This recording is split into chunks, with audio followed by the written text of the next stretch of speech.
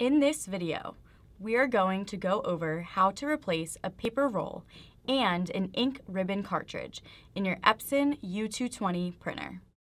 First, open the paper reservoir by pulling this latch in the direction the arrow is pointing.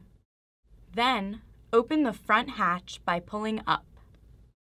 If there's an existing paper roll in your printer, remove it now. Then, place your new paper roll in the printer with the paper feeding under the roll, like this. Close the back hatch with some paper feeding out and rip off the excess paper. Now, let's install the ribbon. First, make sure the ribbon is tightened by turning this knob clockwise until the ribbon is taut. Place the ribbon in the printer with the knob facing up. It should fall in like this, with the ribbon placed against the print head.